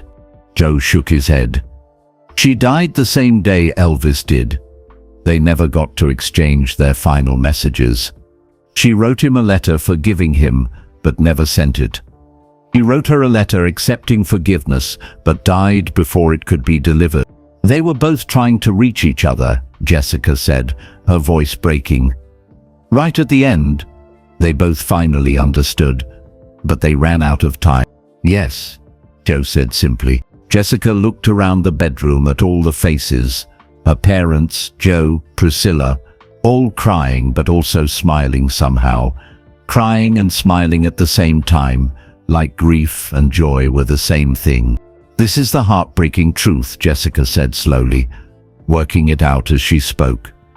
They loved each other, not romantic love, but the love of 2 people connected by the same loss. They were both honoring Daniel in their own ways. They were both carrying the same burden. They were both trying to keep the same promise. She paused, wiping her eyes. But they were too proud to do it together. Too guilty, too afraid. So they suffered alone for 18 years when they could have been helping each other. And when they finally both understood, when they both finally found the words to forgive and be forgiven, it was too late. They died on the same day, both trying to reach the other, both missing by hours. That's exactly right, Priscilla said softly. That's the tragedy nobody was ready for, that love and pride can exist in the same heart. And sometimes the pride wins until it's too late. Jessica stood up. She walked to the window and looked out over the Graceland grounds. Fans still gathered at the gates below, mourning a man they'd never really known. But Jessica knew him now. She knew the scared soldier in Germany who made friends with a piano player. She knew the guilty man who set up a fund he never activated. She knew the broken performer who spent 18 years trying to earn something that was freely given. She knew the dying man who finally understood love doesn't have to be deserved. We have to make this right, Jessica said, turning back to face everyone. The fund, the foundation, Daniel's dream, we have to make it happen. Not because Elvis was worthy, or because Grandma May earned it, or because Daniel deserves it. We have to do it because that's what love does. It jumps, even when it's scared. Even when it feels impossible. Joe smiled through his tears.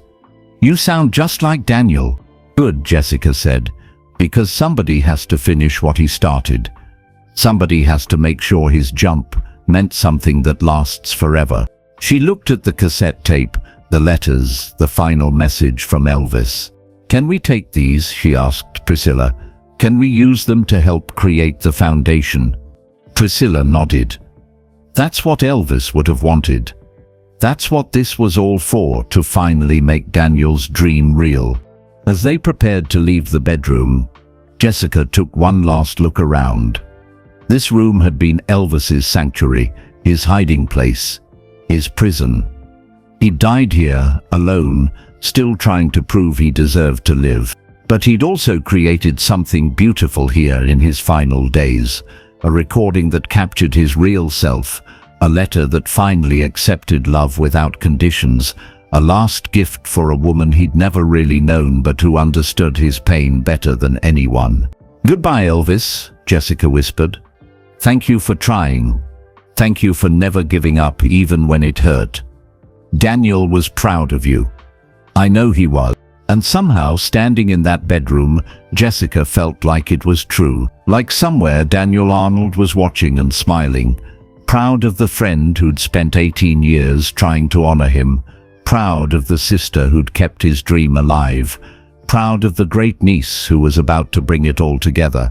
The jump hadn't been wasted. The sacrifice hadn't been for nothing. It just took 18 years and an 11-year-old girl with a shoebox full of letters to finally make it mean what it was always supposed to mean. Love. Music. Children learning to make beauty out of silence. That was Daniel's legacy. That was Elvis's redemption. That was May's life's work. And now it was Jessica's mission to make sure the world finally understood. 6 months had passed since the visit to Graceland, and Jessica sat in a lawyer's office in downtown Cleveland. The room smelled like old books and coffee. Legal papers covered every surface. Her parents sat on either side of her. Joe Esposito was there, along with 2 lawyers from Elvis's estate, and across the table sat a man Jessica had never expected to meet. Harold Brennan, age 62, face lined with wrinkles that looked like they came from frowning, not smiling. He'd called Joe 2 weeks ago after reading a newspaper article about the Daniel Arnold Elvis Presley Foundation. The article mentioned the training accident in Germany, the frozen pond, Daniel's sacrifice. Harold had read it and finally broken 18 years of silence. "I need to tell the truth," he'd said on the phone. "I can't die carrying this secret." Now he sat across from Rosie, his hands shaking as he held a cup of coffee he wasn't drinking. "I don't know how to start," Harold said, his voice rough. "Start with the truth," Joe said gently. "That's all we need." Harold took a deep breath. "It was my fault, the whole thing. Daniel dying, it was because of me." Jessica felt her stomach tighten. "That day on the pond," Harold continued, "I was angry. I'd been angry for months. See, I was in the same unit as Elvis, and it drove me crazy how he got special treatment. Officers asking for autographs, getting easier assignments, everyone wanting to be his friend." He set down his coffee cup with trembling hands. "I was jealous, bitter. I wanted to see him fail at something, wanted to see him look stupid. So when we were standing by that frozen pond, I dared him. I said, 'Come on, Elvis, show us your famous moves. Bet you can't slide across like you're on stage.'" Harold's voice cracked. Elvis laughed. He was in a good mood that day. Daniel had been helping him feel better. So he started dancing on the ice, showing off. Everyone was laughing. "And the ice broke," Jessica said quietly. "The ice broke, and I just stood there." Harold put his face in his hands. I froze. Everyone else was running around panicking, trying to help. But I couldn't move. I was paralyzed, not just by fear, but by the realization of what I'd done. I dared him onto that ice. It was my fault. The room was silent except for the sound of Harold crying. "Daniel ran past me," he continued. "I'll never forget the look on his face. Not angry, not scared, just determined. He dove into that water while I stood there like a coward. And when they pulled Elvis out, when they were trying to save Daniel, I finally moved. But it was too late. Joe leaned forward. "Harold, I was there that day. I never knew you were the one who dared him. Nobody knew. I never told anyone. After Daniel died, I thought about confessing, but what good would it do? It wouldn't bring him back. So I kept quiet. I finished my service, came home, and tried to forget." "But you couldn't forget," Jessica's mother said. "No. I've lived with the guilt every single day for 18 years. I became an alcoholic, destroyed my marriage, lost job after job. Every time I closed my eyes, I saw Daniel jumping into that water, jumping because of my jealousy, my pettiness, my cruelty." Harold looked directly at Rosie, tears streaming down his weathered face. "Your uncle died because I couldn't handle someone else being special, because I wanted to hurt Elvis, and Daniel paid the price for my bitterness." Jessica stared at him. She felt anger rising in her chest, hot and sharp. This man's jealousy had killed Daniel. This man's dare had destroyed her grandmother's life, had burdened Elvis for 18 years, had changed everything. But then she remembered something. She remembered Daniel's last words, the ones Joe had told her. "Tell my sister I chose love over fear." Daniel had chosen. Even knowing Harold had dared Elvis, even seeing Harold frozen by cowardice, Daniel had chosen to jump anyway. "Mr. Brennan," Jessica said slowly, "did Daniel know? Did he know you dared Elvis onto the ice?" Harold nodded miserably. He was standing right there. He heard everything. When he looked at me before he jumped, I saw it in his eyes. He knew. He knew it was my fault, and he was choosing to save Elvis anyway. "Why?" Jessica asked. "Why would he save someone when it was your fault they fell in?" "I've asked myself that question for 18 years, Harold said. "The only answer I can come up with is that Daniel was a better person than me, than most people. He looked at the situation and made a choice: save the person who could still become something good, or let my jealousy win." Joe spoke up quietly. "Harold, there's something you don't know. Something that might help, or might make it worse. I don't know which." He told Harold about Daniel's heart condition, about how Daniel was going to die young anyway, about how Daniel had chosen to make his short life mean something by trading it for someone who had more time. Harold listened, his face going pale. "He knew he was dying," Harold whispered, "and he still chose to save someone because of my dare. He gave up his last years because I was petty and mean." "No," Jessica said suddenly. Everyone turned to look at her. "That's not right. You're making the same mistake Elvis made. You're making it about you." Harold looked confused. "Daniel didn't die because of you," Jessica continued, her voice growing stronger. "He died because of him. Because of his choice, his love, his decision about what his life would mean. You didn't kill Daniel. You gave him a choice, and he chose Elvis." She stood up, even though her legs felt shaky. Maybe Daniel knew Elvis was worth saving, not because Elvis was famous, but because Elvis had something to give the world: music, joy, comfort for millions of people. Maybe Daniel looked at you standing there frozen, and looked at Elvis drowning and thought, "I can save the light, or let the darkness win." Tears ran down Jessica's cheeks, but her voice stayed steady. Uncle Daniel chose to save the light. He chose love over fear. He chose to make his death mean something instead of just waiting for his bad heart to stop on its own. You didn't take that choice from him. You gave him the opportunity to make it. The room was absolutely silent. Finally, Harold spoke in a broken whisper. "How can you forgive me? Your family lost him because of what I did." "Because holding on to anger won't bring him back," Jessica said. And because Daniel wouldn't want me to hate you, he could have let you watch Elvis drown. That would have been your punishment, having to live with causing someone's death. But he didn't. He saved Elvis anyway. That was his way of forgiving you before you even asked. Harold broke down completely, sobbing into his hands. Jessica walked around the table and did something that surprised even herself. She put her hand on Harold's shoulder. "Uncle Daniel has been dead for 18 years, she said softly. You've been punishing yourself for 18 years. Elvis punished himself for 18 years. Grandma May carried grief for 18 years. Don't you think that's enough punishment? Don't you think it's time to let it go and do something good instead?" Harold looked up at her with red, swollen eyes. "What could I possibly do?"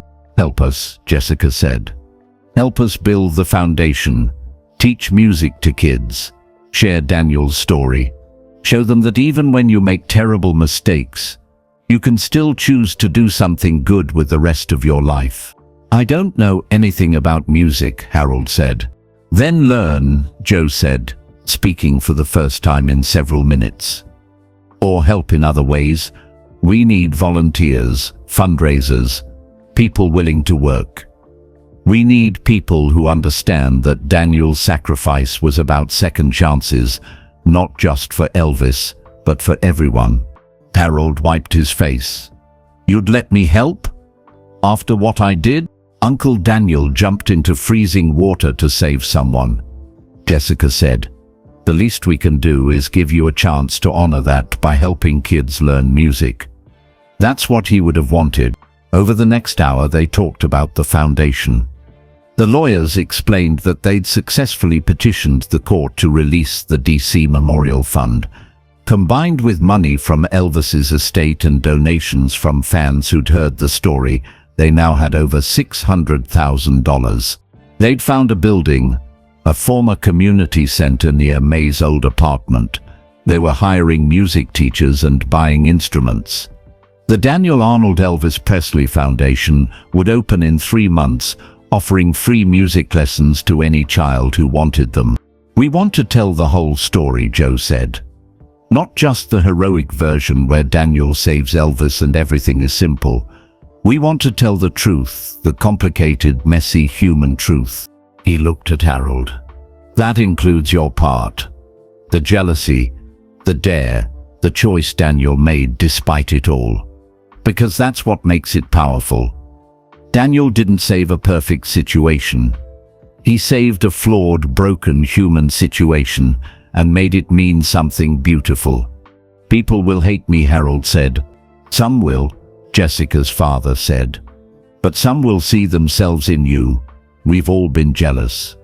We've all made choices we regret. Your story, your willingness to finally tell the truth and try to make amends, that's part of the lesson too." As the meeting ended, Harold approached Jessica one more time. "Thank you," he said simply. "You're 11 years old, and you understand forgiveness better than I do at 62. I learned it from my grandmother," Jessica said. "She forgave Elvis even though she never told him. And I think she would have forgiven you too, if she'd known. Because forgiveness isn't about what you did was okay. It's about choosing not to let the past poison everything that comes after." Harold nodded slowly. "I'll help, however I can. For as long as I live, I'll help make Daniel's dream come true."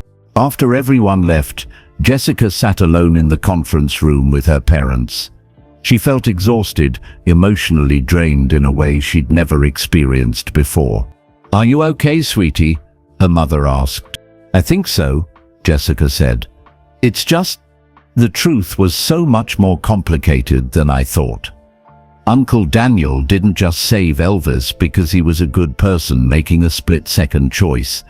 He saved Elvis even though someone else's cruelty caused the accident, even though the person who dared Elvis just stood there and watched. Daniel looked at all of that, the jealousy, the cowardice, the unfairness, and he still chose love. That's what makes him a hero," her father said. Not that he was perfect, but that he chose love even when the situation was terrible. Jessica thought about that.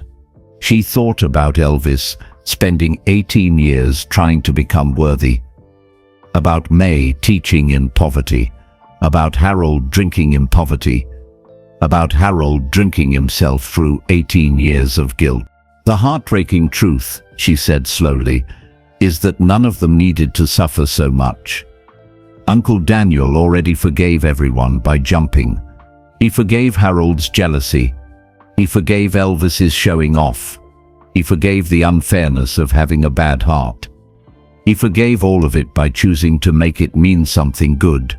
She looked at her parents, but nobody understood that. So they all spent 18 years punishing themselves for something that was already forgiven.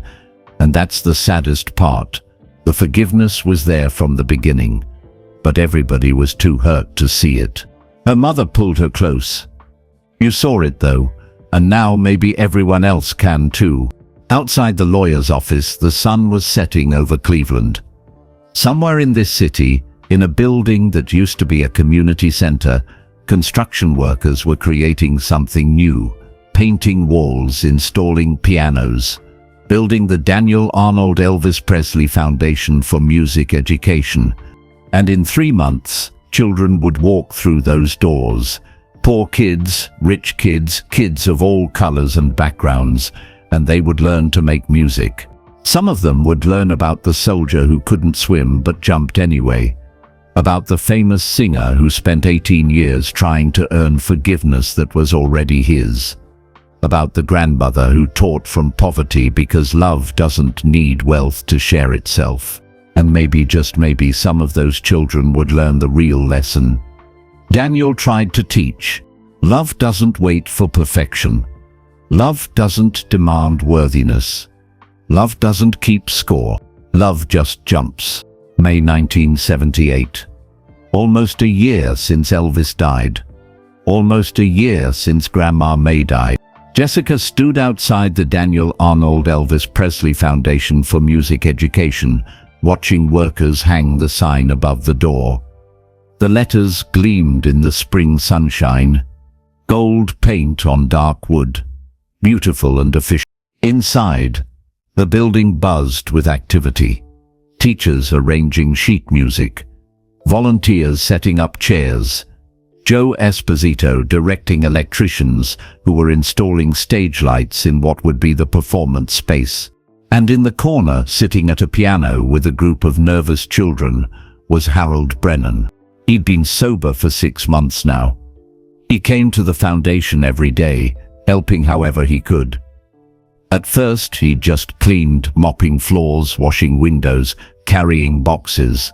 But then one of the music teachers discovered Harold could read music. He'd played clarinet in high school 40 years ago. So now Harold taught basic music theory to beginners. He was patient and kind, especially with kids who struggled. He understood what it meant to make mistakes and need second chances. Rosie Jo called from across the room. "Come here. I want you to see something." Jessica walked over to where Joe stood beside Priscilla Presley. Priscilla had flown in from Memphis for the opening ceremony tomorrow. She'd brought something special. "This is Elvis's piano," Priscilla said, touching the beautiful instrument that had just been delivered. "The one from Graceland, the one he played in his bedroom. I thought it should be here, where kids can actually use it instead of sitting in a museum." "Are you sure?" Jessica asked. "Isn't it too valuable?" "That's exactly why it needs to be here," Priscilla said. "Elvis would hate the idea of his piano behind velvet ropes, just something to look at. He'd want it played. He'd want kids touching the same keys he touched, making their own music." Jessica ran her fingers lightly over the keys. They were smooth, worn from years of use. "He recorded his last song on this piano," Joe said quietly. "That recording he made for your grandmother." "Then it's perfect," Jessica said. The next day, over 200 people filled the foundation for the opening ceremony. Former students of May's, now teenagers and young adults, came to honor their teacher. Elvis fans drove from all over the country.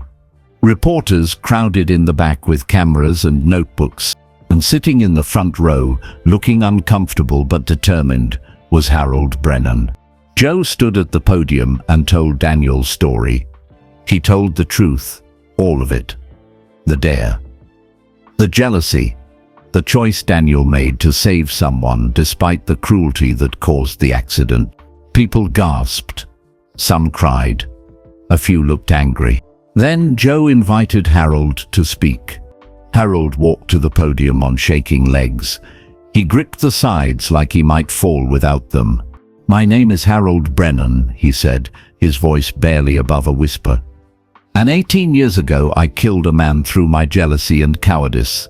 The room went completely silent. "I dared Elvis Presley onto thin ice, because I was bitter and small. When the ice broke and Elvis fell through, I froze. I did nothing. And Daniel Arnold, a man who couldn't swim, was terrified of water.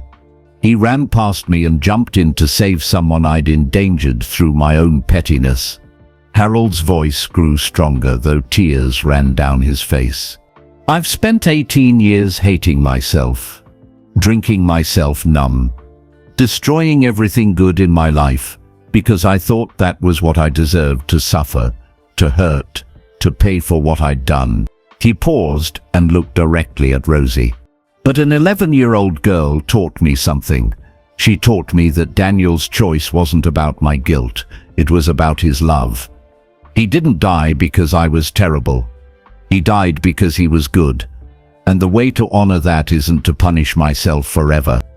It's to spend whatever time I have left helping others, the way Daniel wanted to help kids learn music." Harold stepped back from the podium. Some people in the audience clapped. Others sat in stunned silence. Then Priscilla stood and walked to the podium. "I was married to Elvis for 6 years," she said. "And in all that time, I never understood why he was so sad.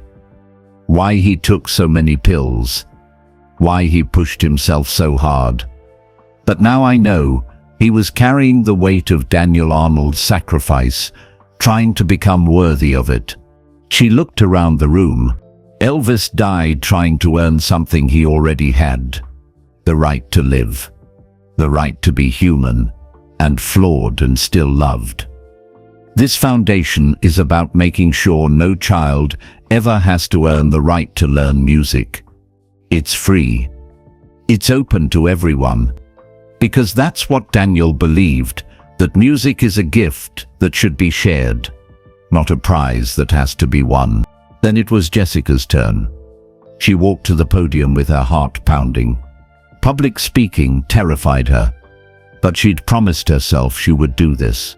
She pulled out a piece of paper, the letter May had written but never sent to Elvis. The letter of forgiveness. "This is from my grandmother," Jessica said, and began to read aloud. As she read May's words about forgiveness, about Daniel's heart condition, about choosing how your story ends, people wept openly. Even the reporters in the back wiped their eyes. When Jessica finished, she folded the letter carefully. For 18 years, 3 people loved each other without ever really talking. Elvis wrote letters to my grandmother, but never activated the fund. My grandmother taught music, but never told Elvis. They were both keeping the same promise, but they were too hurt to do it together. She took a deep breath.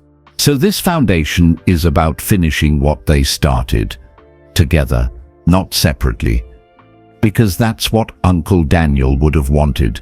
Not 3 people suffering alone, but a community of people making something beautiful together.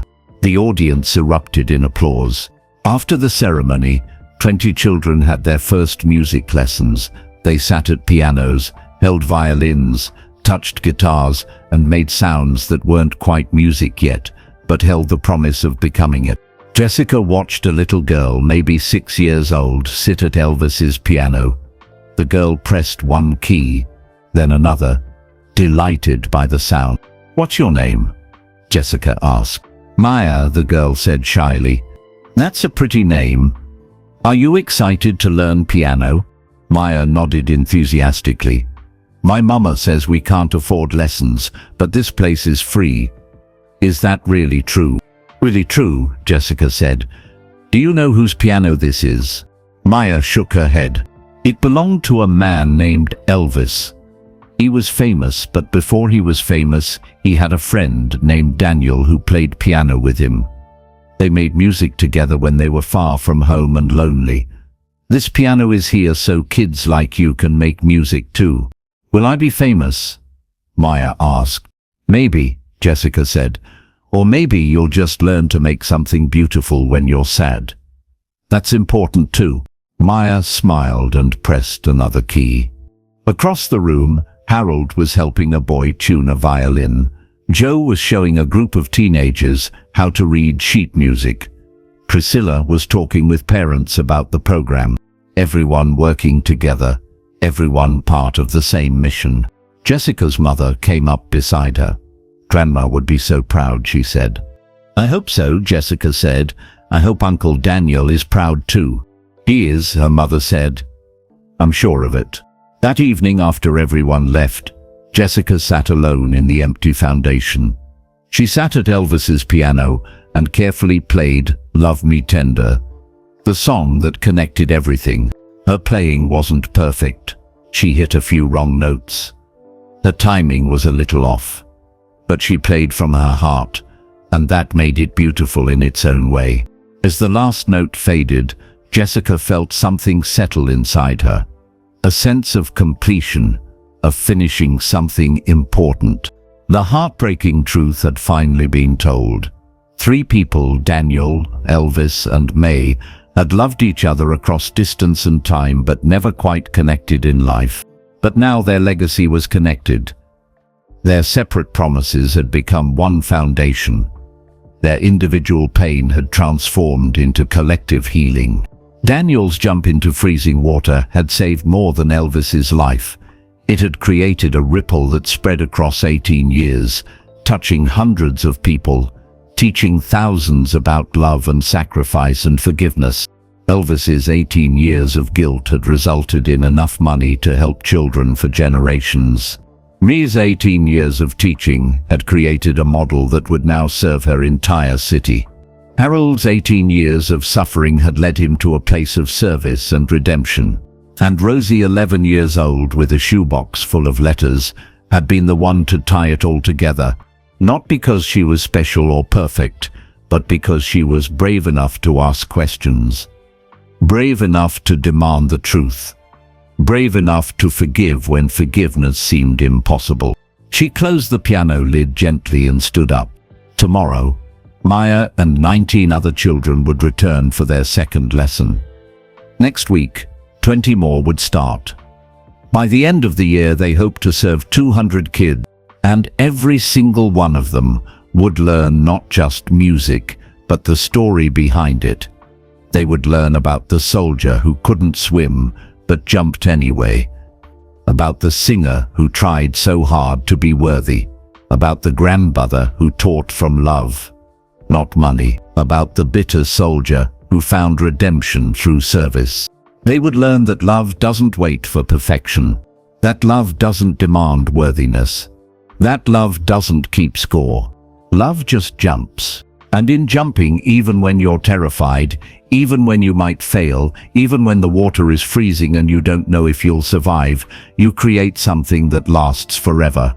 Daniel Arnold jumped on February 12, 1959, and he was still jumping. Through this foundation, through these children, through every note they would ever play, his jump would never end. And that was the truth everybody needed to hear. Not the heartbreaking part about missed connections and wasted years, but the beautiful part about how love never really dies. It just transforms. It just keeps jumping, over and over, through every person brave enough to catch it and pass it on. Jessica turned off the lights and locked the door behind her.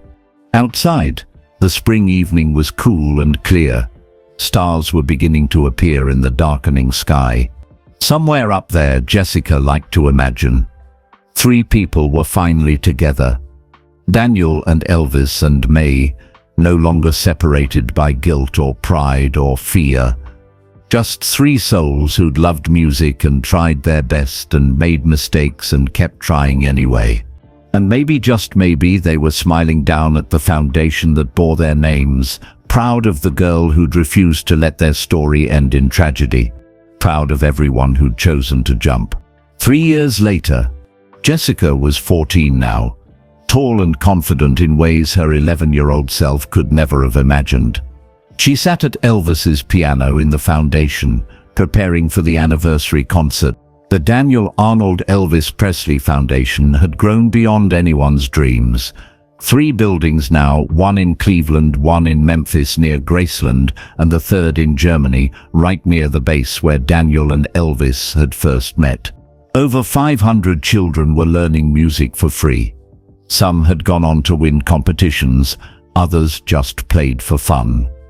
But every single one of them knew the story. They knew about the jump. Harold Brennan walked into the practice room, carrying sheet music. He was 65 now, fully grey, but his eyes were clear. 3 years sober, he'd just earned his teaching certificate and was now an official music theory instructor. "Ready for tonight?" he asked Rosie. "Nervous," she admitted. "It's a lot of people. You'll be great. You've been practicing for weeks." Tonight was special. A memorial concert marking 3 years since Elvis's death. Joe had arranged for it to be filmed and broadcast on television. Reporters from around the world were coming. Even some of Elvis's former bandmates would perform. But the most important performance was Jessica's. She'd written a song. Not the words, she'd used a poem May had written years ago, found in one of her old journals. But Jessica had composed the music, carefully crafting something that honored both Daniel and Elvis. She called it The Jump. "Can I tell you something?" Harold said, sitting beside her on the piano bench. "Something I never told anyone?" "Of course. After Daniel died, I had nightmares for years. The same nightmare every night. I'd dream about standing on that frozen pond, watching Elvis fall through. But in the dream I'd finally move. I'd finally try to help. And every time I'd fail. I'd slip on the ice, or the water would be too deep, or I'd be too slow. Every night I'd fail to save them." He paused, his fingers resting lightly on the piano keys. "But about 6 months ago, the dream changed. In the new version, I'm still standing there frozen. Elvis still falls through. Daniel still runs past me and jumps. But this time, after they pull Daniel out and he dies, he looks at me. And you know what he says?" Jessica shook her head. "He says, 'Your turn.' That's all, just your turn. And then I wake up." "What does it mean?" Jessica asked. "I think it means Daniel didn't just jump for Elvis. He jumped to show all of us how it's done. He jumped so the rest of us would know it's possible. And now it's our turn. My turn. Your turn. Everyone's turn to jump into whatever scares us and do it anyway, because that's what love looks like." Jessica thought about that. "I'm jumping tonight.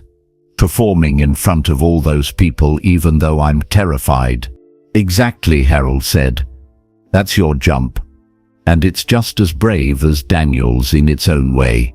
That evening, the Foundation's performance hall filled with over 300 people. The walls displayed photographs: Daniel in his army uniform, Elvis and Daniel together in Germany, May teaching at her piano, children learning at the Foundation. Joe Esposito opened the ceremony. 3 years ago, we lost Elvis Presley. But through his loss, we discovered Daniel Arnold. And through Daniel's story, we learned what sacrifice really means. He gestured to the audience. "Tonight, you'll hear from the students who've learned here. Some have been with us for 3 years, some just started. But all of them carry Daniel's legacy forward." The first student performed a classical piece on violin. Then, a group of children sang a gospel song, Elvis's favorite kind of music. A teenage boy played guitar, performing one of Elvis's hits with surprising skill. Finally, It was Jessica's turn. She walked to Elvis's piano on shaking legs. The spotlight was bright and hot. Cameras pointed at her from 3 different angles. Her hands felt sweaty. But then she remembered Harold's words, "Your turn to jump." She sat down, placed her hands on the keys, and began to play. The melody started soft and slow, like a lullaby. Then it built, growing more complex, more emotional. And finally, she began to sing May's words. In the cold, you chose the warm. In the fear, you chose the brave. In the dying, you chose love. And your love is what we saved. Not the body, not the breath, not the years you might have known, but the moment when you jump. That moment lives, has grown. Through the music children play, through the notes they're learning still, through each time someone chooses love. That's your jump, your living will. Jessica's voice wasn't perfect. It cracked a little on the high notes, but she sang from her heart, pouring everything she'd learned over 3 years into this one song. When she finished, the room was silent for 3 long seconds. Then everyone stood. The applause was thunderous. People were crying, smiling, holding each other. Jessica saw Harold in the audience, tears streaming down his face, clapping until his hands must have hurt. She saw Joe, standing beside Priscilla, both of them nodding with pride. She saw her parents front row center, her mother clutching her father's hand. And for just a moment, Jessica could almost see 3 other people standing in the back of the room. 3 translucent figures, not quite real, but not quite imagined either. A young soldier with kind eyes and a shy smile. A man in a white jumpsuit, looking healthy and happy, and finally at peace. A small elderly woman with Daniel's same kind eyes. They were smiling. And then they were gone. After the concert, Jessica stood outside the foundation, looking up at the stars. She was exhausted but happy, the kind of tired that comes from doing something important. Joe came out and stood beside her. "You did good tonight, kid," he said. "Thanks. I was so scared." "That's how you know it mattered." Daniel was scared too, but he jumped anyway. They stood in comfortable silence for a moment. "Joe," Jessica said slowly, "do you think they know? Daniel and Elvis and Grandma May. Do you think they can see what we built?" Joe was quiet for a long time before answering. "I don't know if there's a heaven or an afterlife or whatever comes next. But I know this. Love doesn't die. It transforms. It moves through people like music moves through air. You can't see it, but you can feel it. You can hear it. You can pass it on." He gestured to the foundation building behind them. Daniel's love moved through Elvis, who tried for 18 years to honor it. That love moved through your grandmother, who taught hundreds of kids. That love moved through you, who refused to let the story end in tragedy. And now it's moving through 500 children who are learning that music isn't about being perfect. It's about being brave enough to make sound when the world tells you to be silent. "So they do know," Jessica said. "They know," Joe agreed. "Not because they're watching from some cloud in the sky, but because they're living through everyone who chooses love over fear. Every time a kid sits at that piano and tries, even though they're scared they'll hit wrong notes, that's Daniel jumping again. That's Elvis singing again. That's your grandmother teaching again." Jessica thought about Maya, the little girl who'd been 6 when the foundation opened. She was 9 now, and she could play Mozart. Not perfectly, but beautifully in her own way.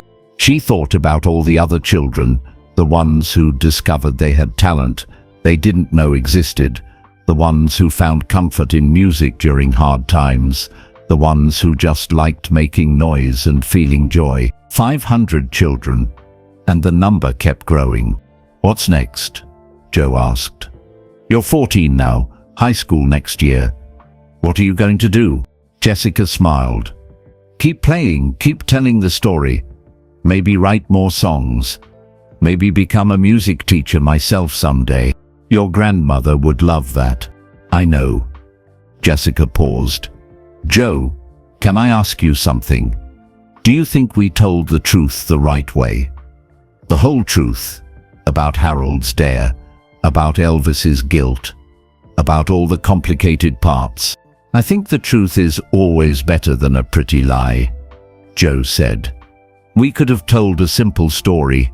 Hero saves celebrity. Everyone's perfect. The end. But that wouldn't help anyone. Real story with all its jealousy and guilt and fear, that's the story that teaches something. That's the story that says, you can be flawed and still do something beautiful. You can make mistakes and still find redemption. He put his hand on Jessica's shoulder. Daniel wasn't perfect. Elvis wasn't perfect. Your grandmother wasn't perfect. Harold sure as hell wasn't perfect. But together, imperfectly, they created something that will help people for generations. That's the truth worth telling. A car pulled up. Jessica's parents ready to take her home. See you next week?